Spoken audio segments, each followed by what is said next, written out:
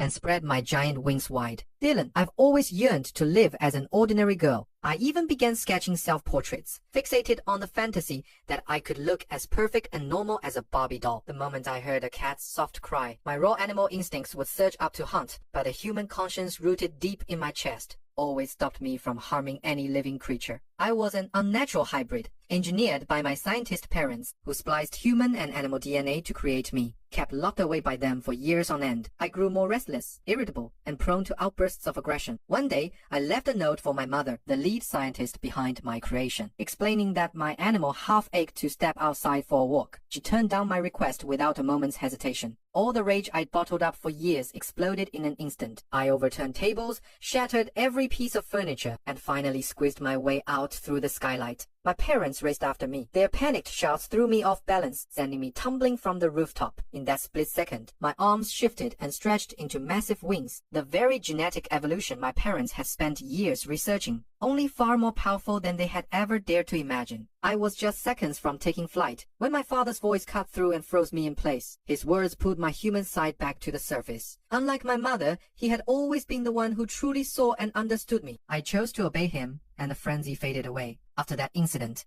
my mother began dressing me in frilly lace dresses and showered me with compliments about how pretty I looked. While digging through the cabinets, she stumbled upon my secret. Dozens of sketches I'd drawn in private, all of my father, not a single portrait of her. Her face contorted with a mix of hurt and rage. I grabbed all the drawings in a panic, tackled her to the floor, and tore the warehouse keys from her grasp. Just as I was about to make my escape, my mother, overwhelmed by terror, struck me and knocked me unconscious. I woke to find myself strapped to an operating table. My mother ripped off my necklace, sliced my dress to rags, and tried to sever my tail. She was determined to erase every last trace of my unnatural animal features. I screamed as loud as my lungs would allow, and my cries carried to my father, who had just come home. He burst into the warehouse, stunned by the horrifying scene before him, and eventually talked my mother into stopping the procedure. Even so, a bitter seed of hatred had already planted itself deep in my chest. From that day on, I clung to my father desperately. The next day, my father found me curled up in a corner, still reeling from what my mother had done. To lift my spirits, he put on music and taught me how to dance. We moved together happily, and he lost himself in the moment, watching me light up.